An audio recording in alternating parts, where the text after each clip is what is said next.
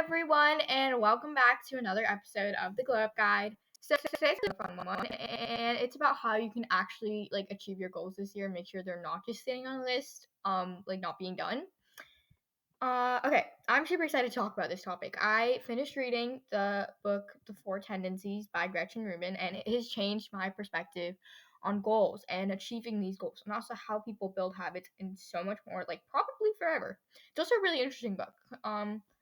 Also, really quick, before going any further, pause this video and take our Four Tendencies quiz. It'll make the rest of this episode make a lot more sense, and also you can actually figure out what I mean with what I'm saying. You'll understand what I'm saying, essentially, a lot better if you take our quiz, and also you kind of need to take it if you want. Actually, no, you do need to take this to understand what I'm saying. So search up the Four Tendencies quiz, and it comes right up. It can help you really understand yourself better and help you figure out how to achieve your goals this year and set systems in place to do so once and for all. You have that choice, In short, Gretchen Rubin, she talks about her Four Tendencies framework that she discovered, and also how there are four kinds of people: upholders, questioners, obligers, and rebels. Our tendency shapes every aspect of our behavior. So, understanding our tendency can help us socialize better, suffer ourselves less, achieve our goals, and meet deadlines, and just do stuff, I guess. I don't know. Must read a book. And then I want to talk about some of my tips based on these tendencies and which one you fit into, for achieving your goals. So, before moving on, let's do one thing we're happy about, and one thing we're grateful for, and one thing we're happy about. Plus our book of the week. Okay. So, one thing I'm grateful for is probably the fact that I found a really old t-shirt that I can use to plot my hair. So basically, it's kind of random, but anyways, hair plopping, it's like a technique for curly hair, or really any hair type, mainly curly and wavy hair, to dry your hair before diffusing it or using heat to make sure that it defines your curls and waves a lot more, and also it prevents frizz too. And my hair has been no matter what I do, there's always this weird layer of frizz on top of the rest of my hair, a weird layer of frizz, and it's always straight too. So that makes my hair look really weird, and I'm like, what the heck? Why does this keep happening? So I'm trying to reduce frizz. So yeah, I'm doing a bunch of things to reduce frizz because my hair is still really frizzy, and I don't know why. It could be because of all the damage that's accumulated, so I need to do something about that. I know that I'm going to do something about it, but first I'm trying to figure out why this frizz is happening, and figure out my hair because it's not exactly going great right now. So yeah, and then one thing I'm happy about. Okay, so school got canceled tomorrow. So I live in Virginia. For those of you who don't already know, why am I saying this? And we're supposed to get a bunch of snow coming in tomorrow, and it's gonna be a foot of snow or something. I'm really hoping it's a lot of snow, but not that much, because me and my friends want to go sledding tomorrow, but then nobody can drive if it's a foot of snow. So that's fun. I'm really hoping it's. I honestly don't think it's gonna snow a foot. It's probably only gonna snow 7 inches, 8 inches. That's the most snow I've ever seen in my life. So yeah, that's pretty much it. But that's one thing I'm really happy about, because school got canceled, and I don't want to go to school. So it might get canceled on Tuesday too. It depends on the snowplows and stuff, and if it snows over in I don't know, just school gets canceled because of snow. I don't really know. I'm really hoping it does though. So yeah, and then our book of the week is let me see. So I finished To All the Boys I Loved Before, that series. I finished the third book. I actually reread the third book because it's a really good book, but that's irrelevant. So the book of the week is The Silent Patient by Alex Michael Lides. I don't really know how you say that last name. So yeah. Anyway, I just started reading this, so I don't really know. I'm on page 19. But basically, it's about Alicia Berenson. So she's a famous painter, and she's married to a successful fashion photographer, and she lives in London. One evening, her husband, Gabriel, returns late from work, and Alicia, I keep thinking her name is Alice, and I don't know why, Alicia, shoots him 5 times in the face and never speaks another word. Her refusal to talk or give any kind of explanation turns a tragedy into something far grander, a mysterious I think I lost the ability to speak. A mystery that captures the public imagination and casts Alicia into notoriety. The price of her art skyrockets, and she, the silent patient, is hidden away from the tabloids and spotlight at the Grove, a secure psychiatric unit in North London.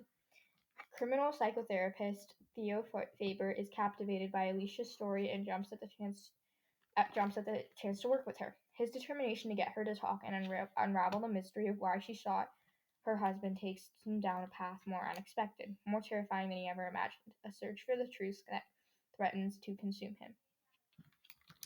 So far, it's a really good book, even though I'm on, like, only page 19, but it's, like, really good so far. So, definitely recommend reading it. Yeah, I'm probably not going to finish this for next week, so I'll tell you how good it was next week, because usually I'm a good chunk into the book I put for the book of the week. So, yeah, this is the second time that's happened when I've just started it. Anyways, so back to the Four Tendencies book. Like I said, Gretchen Rubin talks about her framework, the Four Tendencies. There are 4 groups of people: upholders, questioners, obligers, and rebels. And our tendency shapes everything about our behavior and who we are as a person in turn, because our behavior just is who we are as a person.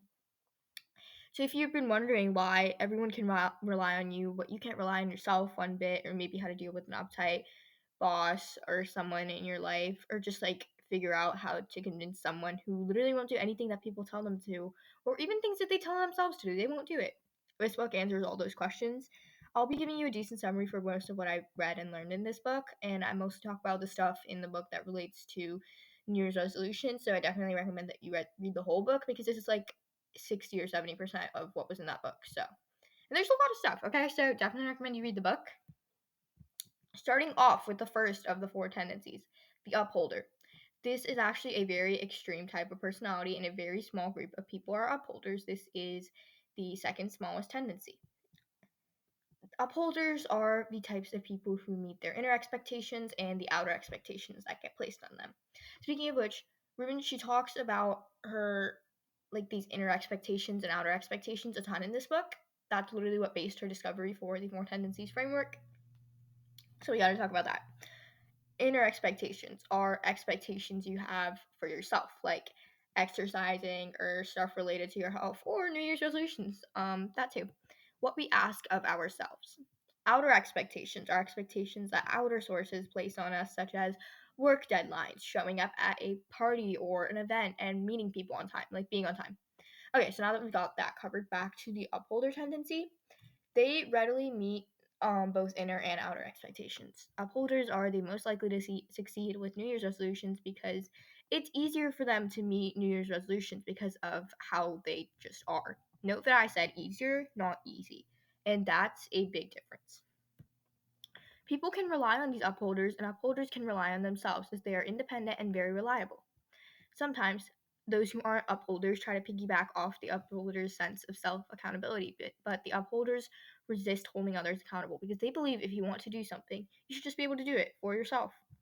They are extremely disciplined, sometimes when it doesn't make sense, causing them to despise changes in routine. Now, as you probably saw on the quiz, at the end of the quiz, the framework, the upholder tendency overlaps with 2 other tendencies, questioner and obliger. Upholder-tipped questioners find it easier to question or resist outer expectations, and upholder-tipped obligers are still able to meet inner expectations, but only if an outer expectation placed on them doesn't interfere. So this is confusing, but I came up with an example for it. So if an upholder-tipped obliger wanted to go to the gym at a certain time, they could, as long as, let's say there was a party they had to go to, or like some kind of social event, and that's an outer expectation, they have to show up there. If that doesn't come in the way of them going to the gym or something like that, then they will go to the gym. But if it does, then they're going to go to the event, not the gym. So, yeah. New Year's resolutions mainly revolve around your own willpower, and the resolutions themselves are what you expect of yourself. And upholders find it easy to say no and take time for themselves. One negative aspect of this tendency, besides coming off as uptight and controlling, is that with the other 3 tendencies, these people, like questioners, obligers, and rebels, they'll start strong on a goal, and then they'll slack off over time. Like they'll start, like, you know, dying or like giving up on the goal, their motivation dies. That's what I meant. Whereas upholders are the opposite. This is called upholder tightening. Like with all tendencies, it has its pros and cons, but if you learn how to harness its strengths and use that to your advantage, then you succeed. A good phrase that describes this tendency is others can rely on me and I can rely on myself. Next tendency is questioners, the second largest group of people. Questioners question all expectations, and that questioning leads them to only meet inner expectations because inner expectations are easier for a questioner to justify. However, they can also meet outer expectations that they turn into inner expectations. Questioners are self-directed and they don't need much supervision, and if you want to get them to do something, give them reasons as to why. They have the self-direction of upholders, reliability of obligers, and the authenticity of rebels. I get a lot of exposure to this tendency because my own mom is a questioner. A great example of my mom being a questioner and how I knew this is that no matter how many times me and my dad and younger brother and her doctors, literally everyone in her life, tell her to fix her eating habits, get more exercise, take the damn supplements, simply will not do it. She simply does not do it. And now only do I realize the reason beneath this. She doesn't believe it's justified. She sees better uses for her time and energy and money. Another thing about questioners is that they dislike being questioned very strongly. An example is last week when it was about 60 degrees outside. She told me it was, even though it was a higher temperature, it was very windy, so it would be cold. I was like, but the wind's only like 6 miles per hour and stuff. It's not even cold outside. It's 60 degrees. Um, and I asked why a few times. She immediately got pissed. So I put on the damn gloves and left.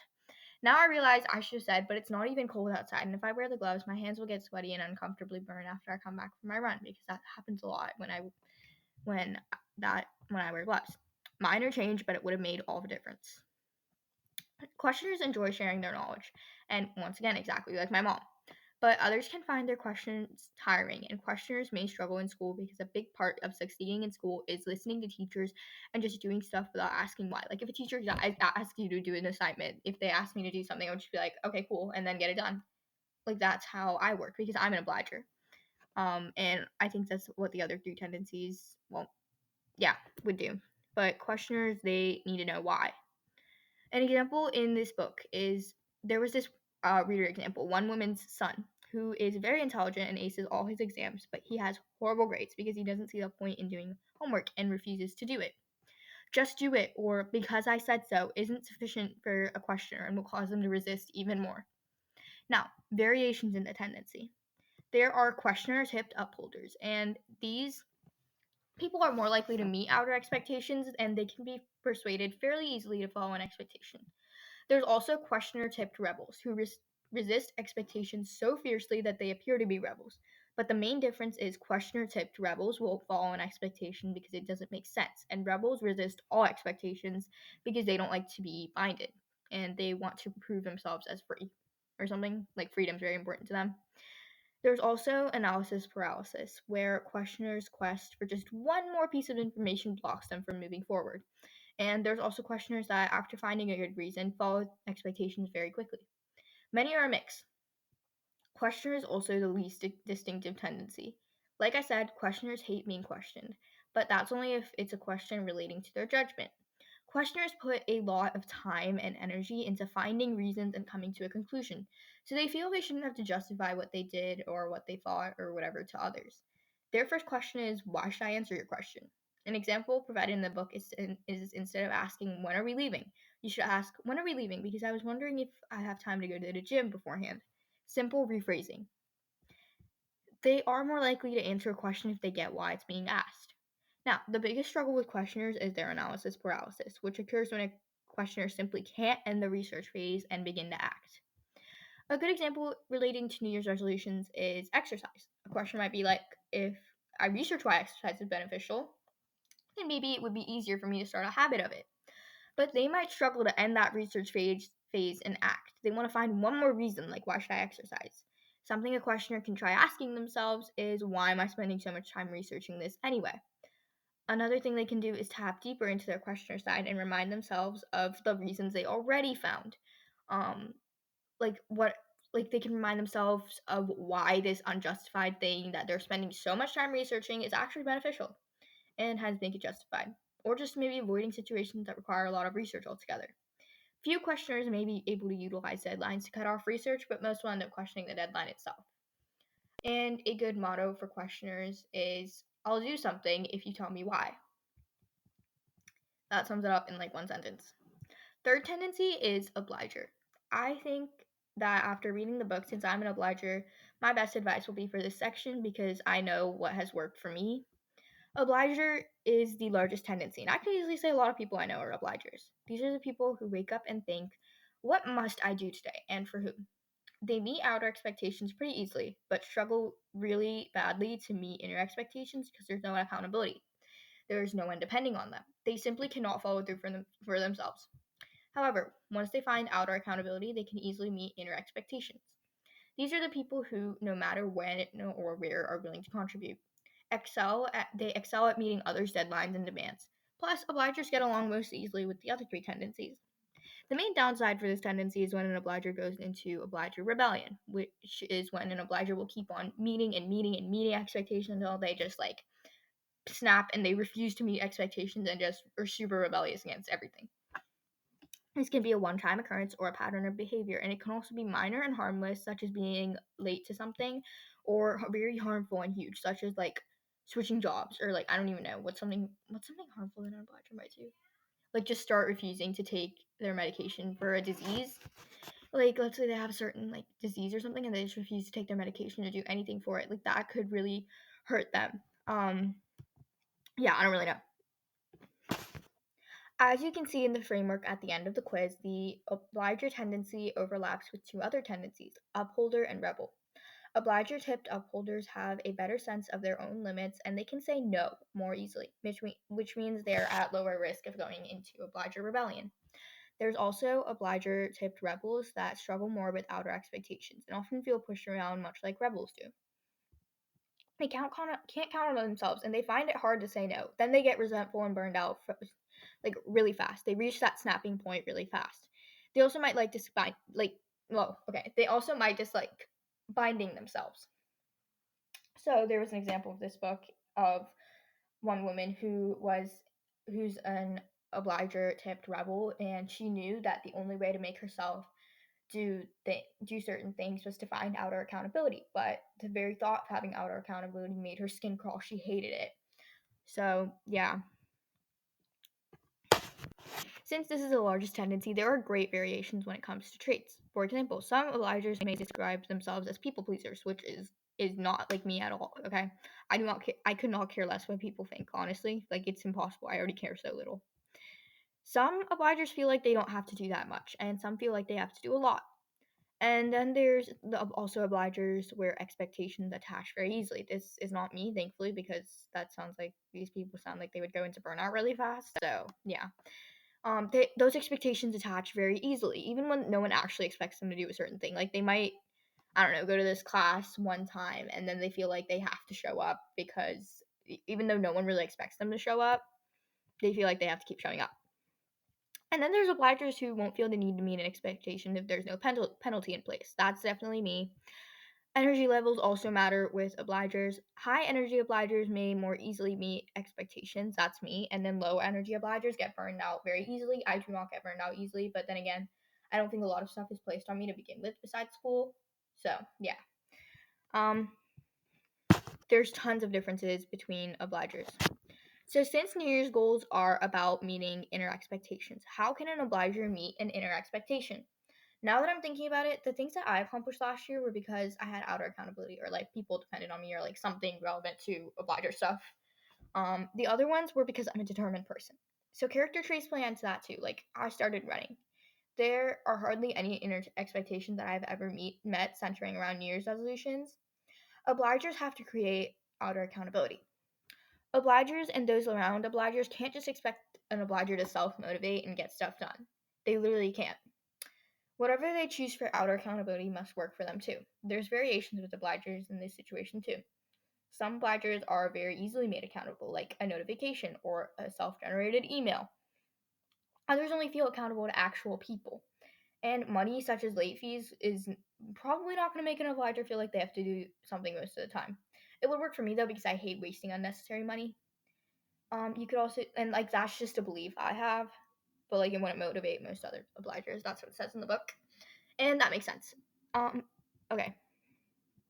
You can also do like a self-generated things like a calendar item. That's something that works for a few obligers. Imaginative obligers can think of themselves in the first person, third person. Like, oh, but I don't want to go to the gym right now, but future me is gonna really regret it if I don't go to the gym. What else? It also, most obligers though, they need true outer accountability, and it also works better when it's positive and not nagging or annoying, because that's gonna make them not want to do it. It doesn't matter as long as there's a system of outer accountability and it works for the obliger. There's also the shifting of inner and outer expectations. Most consider family as inner expectations. For me, I just don't really care what people think, especially my family. I don't know why. That's just me. Like, I know it's not because I'm internalizing my family's expectations. It's just I don't care what they think. I feel like that's just me. I don't really know. Okay, it's confusing. Sometimes context decides whether family expectations are inner or outer. So this means family members are probably not the best source of outer accountability for these kinds of obligers. I know that if I asked my mom to be like my accountability partner and waking up early, I probably would not listen to her. So, yeah. Finally, we have rebels. Rebels, they resist all expectations and they do what they want and when they want. They can't even tell themselves what to do. They enjoy breaking the rules and they enjoy resisting expectations. This is also the rarest tendency, and I don't think I know anyone who is a rebel, so it makes sense. Rebels do something because they choose to do it. They also tend to enjoy challenges and proving people wrong. I don't think you could ever do this, and that alone would make a rebel think, ha, you can't think I do it? Well, then I'll show you. They defy customs and traditions and what's expected of them. Even though it seems like rebels would struggle the most in life, and that can be true depending on the scenario, they're also very valuable to society and they can use their defiance for good. Others, mainly obligers, can find it very freeing to be around rebels. Because of their rebel resistance to expectations, they do better when there are no expectations at all. Rebels can show us, like all of us, that we are more free than we think. The biggest downside of this tendency is that the rebel will most likely frustrate everyone around them and also themselves. Not very fun.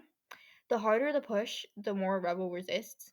Rebels resist expectations to prove to themselves and I guess prove to others that they are free. But they probably will end up trapping themselves more in the process, and that is because rebellion is the opposite of compliance, sure, but rebellion also isn't freedom. Rebels resist schedules and to-do lists and calendar items, plus repetitive, boring tasks like paying bills. They also don't care about their reputation.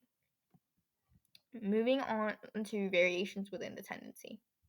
There's rebel-tipped questioners who concentrate more on doing what they want. Like, they want to do whatever they want for themselves. That's their focus rather than what the main rebel focus is. Rebels want to resist expectations to prove to themselves and prove to others that they are free. Rebel questioners just want to do what they want.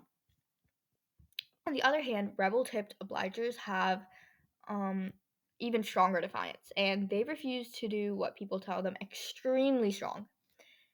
However, there are ways others can influence a rebel to meet an expectation, and also ways for a rebel to influence themselves into meeting expectation. What people need to remember is that rebels can do whatever they want to do. They do what they want. They can do whatever they truly want to do. Information, consequence, choice. That works best. Present them with needed information, then the consequences of not doing that thing, and then mention that they ultimately have a choice. There was this one example in a book with a mother and a child, and something that they could say to a child to convince them to wear sunscreen. So it would go something like this. Sunscreen can help prevent burns. Sunburn, and sunburns can be very painful, and they can blister, and you look all red, and it's just the worst. And so, would you like to wear sunscreen? Actually, no. The example in the book was you can. So if you choose not to wear sunscreen or protect yourself from the sun in any way, all the other kids would be playing outside, and you'd just be stuck at home because you can't be outside. So what do you want to do? Would you like to wear sunscreen, or would you like to wear like covering clothing? I guess I don't know. So the rebel most likely wear sunscreen. Mention that they ultimately have a choice. Since rebels value freedom, they will probably comply if the consequences will limit their freedom. Like the kid can't go outside and that limits the kid's freedom, so they would probably wear the sunscreen. Others can also beneficially exploit their "I'll show you" impulses. With rebels trying to influence themselves, mostly the same stuff, rebels can do whatever the heck they want to do. A good way to meet an inner expectation is tying stuff to their deep values. If a rebel is trying to exercise more, they can sign up for like a marathon or something, and that donates the money to a charity that they really care about. Tying a goal or habit to whatever their identity is also works. Like instead of "I'm trying and failing to quit smoking," they can be like, "I want to be a non-smoker." Or thinking about the negative freedom limiting consequences. Like if I don't quit smoking, then I could get a serious disease and that could limit what I do very much. So that too. And another thing is rebels hate the thought of tying themselves to something. So like they don't want to be binded in any way. So they could be like, well, I don't want to be I don't want to be chained or trapped by addiction to smoking or like nicotine or something. I don't know. They don't want to be chained by addiction. So yeah, for the third time, rebels can do whatever they want to do. Just people gotta remember that, you know? So that was a decent enough summary of the 4 tendencies. Once again, there's more that wasn't really relevant, so read the book for that. Um, Now I want to talk about some ways a person can achieve their goals based off their tendencies. Okay, so yeah, just a bunch of tips on how you can achieve your goals and also what tendencies it will work for. First one and my favorite one is starting small. This one is honestly really obvious, but it's the best one for anyone from all tendencies. Starting small is the best way to make sure you start and stick to your New Year's resolutions. One of my goals is to run a 10K this year. That sounds hard, and to be honest, even knowing it's not going to be that hard, I'm still kind of intimidated by it. But if I were to say I want to work up to a 10K by keeping up with my habit of running 5 times a week and doing that 8-week training program on my running app, that sounds plenty more easy, but essentially the same thing. I've already ran a 5K. Knowing I can do that at least means I'm at least halfway there. So I'll start by keeping up with my running of habit. And what am I saying? Running of habit? Okay, habit of running. And starting in the beginning of March, I'll start that training program to be ready for the 10K in May. I have a plan that progressively builds up to a 10K. So maybe you want to make up earlier. I know I do. Start by shifting your wake up and sleep times by 15 minutes earlier. Want to start working out? Try working out for 10 minutes a day, build up from there. Maybe you want to save some money? Awesome. Start by saving $1 every day in January, and then $2 a day in February, $3 a day in March, so on and so forth. You'll probably have to save an extra 2,000 or something close to that. I don't know, maybe 1,000. I don't really know. I'm not doing math. My point is, starting small is the best way to not overwhelm yourself, and that makes sure you actually achieve your goals. The main reason people don't achieve their goals is because, well, they either forget about it or they get like overwhelmed. So defeat that by starting small. Scheduling things into your calendar. This one works best for upholders, a few obligers, and possibly questioners if they believe in using a schedule or calendar slash to-do lists. This would not work for a rebel because their first instinct is just like, nope, I'm not going to do it. But if you schedule workouts or reading time or make plans with people and schedule that into your calendar if you're trying to be a more social person, you're more likely to do it because you're technically supposed to. That's what the calendar says. Upholders live by schedules and to-do lists. Obligers may feel obligated to do that thing if they're the kind of obliger who's easily made accountable. This will also work for questioners who like schedules if they believe in the reason as to why having a schedule or a calendar or to-do list is beneficial. Seeing things in your calendar just makes you feel more compelled to do it. At least that's how it works for me. I can't really explain it. Plus, another reason people give up on their resolutions is because they don't find the time to read, or they don't find the time to spend with friends, or they don't find the time to exercise. Putting those things in your calendar makes you purposely find the time to do these things, and then you do them anyway, and that makes you more likely to actually start and stick to these goals. Plan for obstacles. This one isn't really a tip to achieve your goals, it's just something that has to be done if you want to actually achieve it.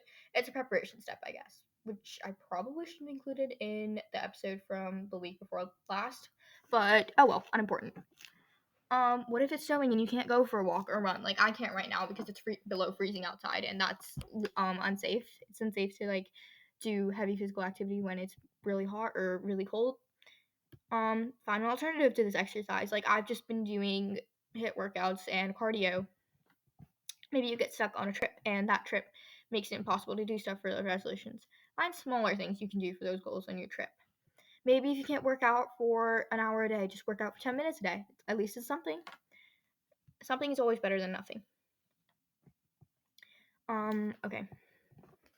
Think about all the obstacles and find ways to get around them. Otherwise, you're just going to be clueless when you inevitably get to those obstacles, and then you're just going to give up and probably hate yourself. So prevent that. Don't let the small things make you quit. I saw this reel on Instagram the other day, and it was about healthy eating. There was this woman, and it's kind of confusing to explain, but I'm going to try and explain it anyway. There was a woman, and she had some sort of beverage in her hand. There were captions like, I had only one candy bar, I guess I'll have 5. No, like she would go, I had only one candy bar, dump a little bit of drink on herself to represent that, and then go, I guess I'll have 5, and then dump the rest of the drink on her shirt. Like, what the heck? And she would do the same thing, like the same thing for, I didn't do a 2-hour workout today, so there's no point in working out. And then does the same thing with like the beverage. Kind of confusing to explain, but that's actually a really good point. Just because you screw up one time, one day, doesn't mean you have to quit entirely. 80-20. Those small screw ups actually make us stronger. Even though it seems counterintuitive, don't let the small things stop you. Having a vision board and also visualization. This is especially important if you're a visual person. You have to be able to imagine your goals and imagine achieving your goals and how do you feel when you succeed at this goal? Why is it important to you? What can you see yourself doing once you achieve this goal? How does it better your life? All those kinds of questions. This strategy could work for anyone from all the tendencies, really. So go on Pinterest and find some photos that really resonate with your goals and save them to a board. Or create a collage. They have that new feature now. You can just create collages with stuff.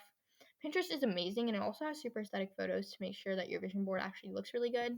I used Pinterest when I made my vision board in 2023. Pretty sure all the photos fell off by February, though. Lesson for this year, because I'm still working on creating my vision board for 2025.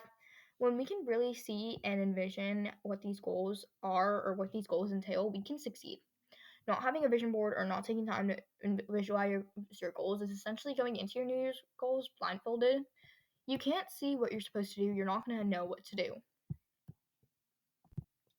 Month by month breakdown, plus checking in on yourself. This would work for mainly upholders and questioners. It might simply frustrate obligers, and since the more regulations are there for a rebel, the more they'll resist. It won't work at all for a rebel.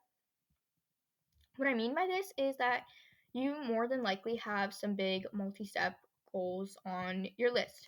Maybe you want to wake up earlier or run a marathon or lose 20 pounds. I don't know. But just find those big, slightly daunting goals and separate them from the more trivial ones that aren't as complicated. Break down these bigger goals into smaller chunks. Maybe if you currently wake up at 7:30, but you want to start waking up at 6:30 by the end of the year, you can start by trying to wake up consistently just 15 minutes earlier and shifting it that way every 3 months. Shift your wake up time earlier by 15 minutes every 3 months. That way you go slow and steady, which makes gradual but good progress over time than just trying to wake up at 6:30 right off the bat and only succeeding half the time or just quitting a month in. You're giving yourself a whole year to achieve these goals, so use that year. Next part is monthly check-ins. Go back to your lists and vision boards to check in on yourself and like remind yourself, okay, like I didn't achieve my goal of starting a hobby of calligraphy this past year because I just forgot about it. So checking in on yourself is really important if you want to make sure that you're achieving your goals. Why the heck are you trying to achieve this goal? What I mean by this is finding one really good, sound reason that really resonates with you as to why you're trying to achieve this goal. Why is it on your list? Why does it matter to you? This one is mainly for questioners, but also really anybody from whatever tendency.